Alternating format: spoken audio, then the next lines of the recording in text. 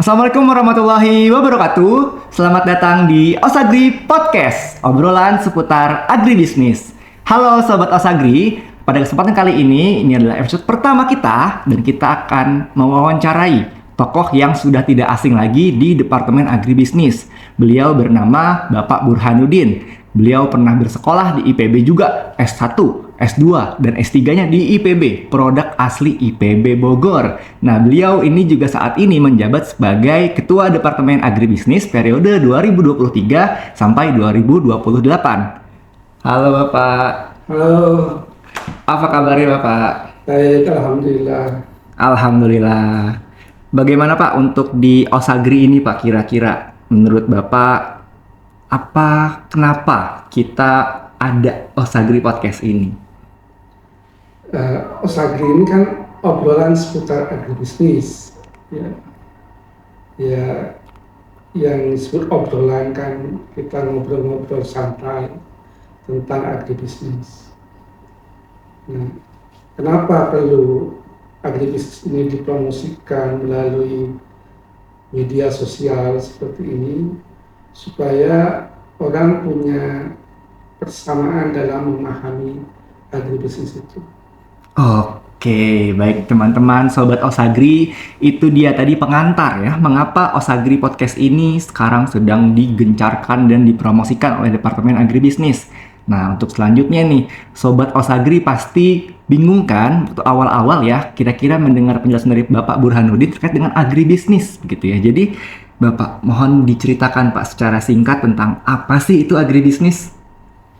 Ya, agribisnis itu kalau menurut Profesor Bumerang Stradi yang pertama kali mempopulerkan agribisnis di Indonesia itu disebut dengan cara baru melihat pertanian. Barunya di mana? Barunya kalau dulu pertanian sering dilihat sebagai sesuatu bidang yang tersekat-sekat. Sekarang dengan agribisnis itu dipahami sebagai suatu sistem. Oke. Sistem yang terintegrasi dari hulu sampai hilir. Nah ini, jadi kalau kita bicara agribisnis itu tidak hanya bicara di budidaya, tapi juga berbicara juga di subsistem hulunya, yaitu pembenihan, pembibitan, lahan, sarana produksi. Juga kemudian bicara tentang budidaya, bicara juga tentang pengolahan dan pemasarannya, dan berbicara juga bagaimana semua itu terdistribusi sampai akhirnya produk pertanian itu sampai ke pasar digunakan oleh masyarakat. Oke, baik, itu dia Sobat Osagri tentang pandangan ya dari Bapak Burhanuddin terkait dengan apa itu agribisnis. Nah, selanjutnya Pak, pertanyaan juga yang populer yang banyak sekali menjadi sebuah pertanyaan di media sosial. Mengapa Departemen Agribisnis itu berada di Fakultas Ekonomi? Iya, ini memang tidak dari awal karena IPB melakukan perubahan pada awal tahun 2000, tepatnya 2005 ya, tepatnya itu melakukan perubahan di mana jurusan sosial ekonomi di beberapa fakultas itu kemudian menjadi fakultas baru. Ada fakultas ekonomi dan manajemen dan ada fakultas ekologi manusia. Nah, berdasarkan mandatnya kemudian Departemen Agribisnis itu lebih dekat kepada fakultas ekonomi dan manajemen karena basis pendekatannya adalah pendekatan ekonomi. Jadi produk yang terintegrasi dari mulai hulu sampai hilir, kemudian dengan pemahaman pertanian dalam arti luas, tidak hanya pertanian tanaman pangan, ada tanaman perkebunan, ada peternakan, perikanan, kehutanan, itu kemudian lebih banyak dilihat dikembangkan ilmunya dari sisi keekonomiannya, dari sisi ekonominya. Selain juga ada aspek manajemennya, aspek bisnisnya, tapi lebih dominan pada aspek ekonominya. Oleh karena Oke. itu agribisnis memang lebih cocok kemudian di Fakultas Ekonomi dan Manajemen. Oke, baik Bapak. Itu jawabannya teman-teman, sahabat Osagri. Mungkin kita bisa beri aplaus dulu teman-teman. Oke. Iya, itu dia teman-teman ya. Jadi itu terkait dengan kenapa banyak sekali pertanyaan kenapa di Fakultas Ekonomi dari Departemen Agribisnis ini, dan itu sudah alhamdulillah dijelaskan barusan ya. Oke. Jadi satu pertanyaan lagi yang berasal dari sana Bapak. Kira-kira ketika semua mahasiswa atau calon mahasiswa itu adik-adik SMA datang ke IPB untuk melihat jurusan-jurusan open house gitu ya, itu banyak sekali pertanyaan yang muncul. Kak, Mas, kira-kira bedanya agribisnis dengan manajemen, kira-kira bedanya agribisnis dengan sekolah bisnis itu terletak di mana ya? Nah, mungkin bisa Bapak bantu jelaskan kepada sobat Osagri yang sedang menonton ini. Ya, ini pertanyaan yang sering kali muncul. Tetapi kita melihat kepada masing-masing mandat yang diberikan oleh IPB. Mandatnya Departemen Agribisnis itu adalah mengembangkan ilmu dan wawasan bisnis pertanian, perikanan, peternakan, kehutanan, perkebunan, melalui pendekatan, nah ini yang penting, melalui pendekatan sistem dan usaha serta kewirausahaan bidang agribisnis tropika. Jadi melalui pendekatan sistem dan usaha agribisnis dan kewirausahaan agribisnis tropika. Jadi bedanya nanti dengan manajemen, masing-masing manajemen punya mandat dan bisnis juga punya mandat yang tentunya mandatnya itu berbeda. Tapi secara keseluruhan berada di IPB, ya memang tidak jauh-jauh, tapi mandat itu yang menjadi pembeda, pembedanya di situ. Oke, baik sobat Osagri semuanya, sudah jelas ya pertanyaan itu. Jadi bedanya agribisnis dengan manajemen, agribisnis dengan sekolah bisnis adalah intinya dari mandatnya ya Pak ya. Dari mandatnya teman-teman semua sobat Osagri. Oke, selanjutnya nih Bapak. Kita ingin sobat Osagri itu ingin tahu juga. Kira-kira lulusan Departemen Agribisnis ini prospek kerjanya menjadi apa saja Pak? Iya. Ya sahabat Osagri, jadi 3 profil lulusan Departemen Agribisnis itu. Satu sebagai wirausaha. Wirausaha ini banyak ya, bukan hanya di dunia usaha, tapi juga dunia non bisnis juga bisa ada.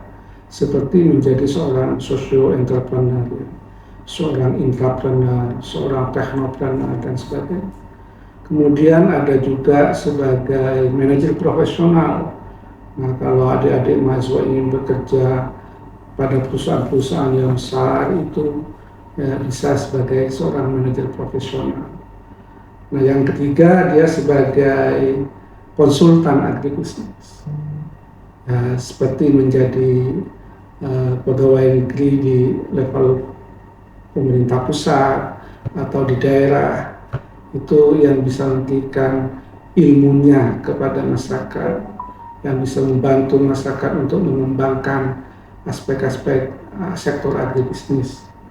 Ya, itu tiga profil ini yang coba dicapai sebagai lulusan Departemen Agribisnis.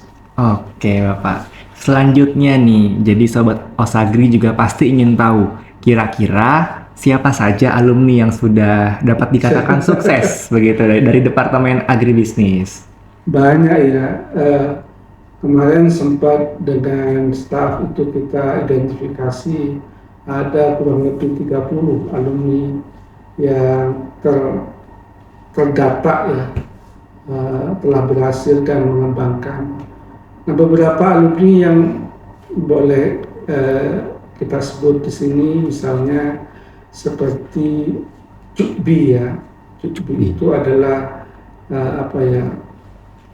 saudara Mia Harma yang mengembangkan di hilirnya itu bagaimana mengolah singkong kemudian menjadi rendang daun singkong atau daun ubi yang disebut dengan ubi.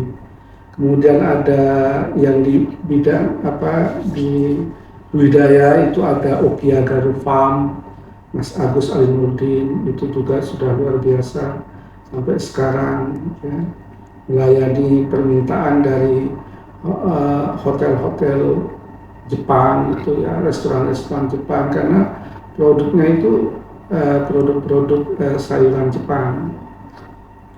Kemudian ada juga yang bergerak di bidang peternakan, ada namanya oleh Mbak Asri Dwi. Mbak Asri Dwi ini usahanya namanya Olin Farm. Jadi ada yang di hilir, ada yang di budidaya, ada yang juga di hulu, ada yang di penunjangnya. Jadi sangat banyak. Ada yang bekerja juga di perusahaan-perusahaan besar ya. Itu juga bisa lah nanti diidentifikasi siapa-siapa alumni itu. Oke, baik, terima kasih Bapak. Itulah teman-teman Sobat Osagri, profil-profil ya dari ketiga profil lulusan tadi yang sudah disebutkan oleh Bapak Burhanuddin untuk bisa diidentifikasi lagi oleh Sobat Osagri semuanya, baik itu yang sedang menonton di rumah, di sekolah, dan dimanapun Sobat Osagri berada. Oke, Bapak, pertanyaan selanjutnya dan mungkin pertanyaan terakhir Bapak. Jadi apa sih bentuk dukungan dari Departemen Agribisnis terhadap yang pertama terhadap mahasiswa dan yang kedua terhadap alumni-alumninya? Ya. Terhadap mahasiswa memang kita ingin memberikan iklim pembelajaran yang menyenangkan. Jadi kuliah di agribisnis itu harus menyenangkan. Apapun bentuk kuliahnya kita coba supaya semuanya bentuk kuliahnya itu tidak hanya berupa tutorial saja yang seringkali membuat mahasiswa itu mengantuk atau bosan. Jadi ada beberapa proyek yang diberikan kepada mahasiswa, ada model-model perkuliahan yang based pada problem ya, bagaimana memecahkan masalah. Karena itu yang penting ke depan.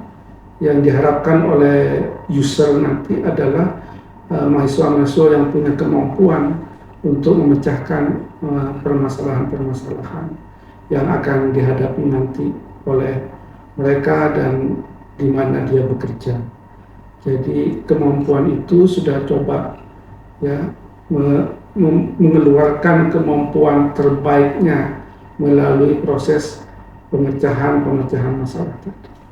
Bagaimana dia bisa mengidentifikasi, kemudian menentukan solusi apa yang terbaik untuk dilakukan. Nah ini sudah kita coba hampir semua mata kuliah kita arahkan untuk menggunakan metode itu. Dan terakhir sebagai proses validasi dari kompetensi tadi, itu ada mata kuliah capstone namanya. Yang mata kuliah capstone itu juga sejalan dengan 3 profil tadi. Jadi masing-masing profil itu ada capstone-nya. Jadi kalau mahasiswa ingin jadi wirausaha, capstone ini yang diambil. Kalau mahasiswa ingin jadi konsultan, ini yang diambil supaya kemampuan membuat kebijakannya itu lebih bagus ya. Supaya bisa membuat kebijakan yang bisa mensejahterakan masyarakat. Nah itu sudah mulai dilatih melalui kurikulum tadi. Baik. Nah untuk alumni kita tetap membuat jejaring dengan alumni supaya perkembangan informasi yang ada di kampus, di agribisnis, dan juga perkembangan informasi yang ada di alumni selalu terjadi komunikasi itu. Sehingga sebisa mungkin kita melalui ikatan alumni agribisnis misalnya itu secara rutin kita selalu sharing informasi supaya perkembangan itu bisa terus dikurangi gap-nya gitu. Kalau bisa apa yang diminta oleh user dan disampaikan oleh alumni kepada kita coba penuhi. Begitu juga kalau kita punya inovasi yang bisa dikolaborasikan dengan alumni atau bisa diimplementasikan di dunia kerja, itu juga kita bisa komunikasi. Oke, Bapak, terima kasih atas jawabannya dan itu sudah bisa menjadi bahan ya yang sangat bermanfaat bagi Sobat Osagri semuanya. Nah, jadi terima kasih kembali Bapak Brandin sudah mengisi di sesi pertama dari Osagri Podcast ini. Nah, mungkin ada 1 atau 2 patah kata Bapak untuk mengajak nih Sobat Osagri yang belum follow Instagram kita, belum follow atau subscribe YouTube kita untuk segera subscribe dan follow. Silakan, Pak. Ya, segera nggak usah banyak mikir, langsung klik saja loncengnya, subscribe saja gitu ya. Karena apa yang mau kita bicarakan di Osagri ini sesuatu hal yang ringan, tapi kalau pada topik-topik yang sangat faktual begitu. Jadi nanti dosen-dosen di Departemen Agribisnis, mahasiswa ataupun staf-staf di Departemen Agribisnis itu bisa melalui Osagri ini ya bisa sharing. Enggak ada salahnya ya. Setiap ilmu sekecil apapun itu pasti ada manfaatnya. Jadi ayo segera subscribe, klik loncengnya, supaya komunikasi kita, silaturahmi kita, dan tentunya agribisnis itu selalu menjadi pikiran-pikiran kita untuk mengembangkan agribisnis ke depan dan supaya bangsa ini menjadi lebih bagus. Amin, amin ya Rabbal Alamin. Itu teman-teman jangan lupa untuk Sobat Osagri semua, kita kasih likes, kita komen juga, dan jangan lupa di subscribe. Dan kalau teman-teman Sobat Osagri ada saran, mau siapa narasumber berikutnya, tulis juga di kolom komentar. Begitu ya Pak ya, kita buka di kesempatan itu. Oke, akhir kalam, terima kasih Bapak. Terima kasih. Mungkin kita tutup dengan jargon agribisnis Pak. Baik, gimana? AGB AGB, growing in the future.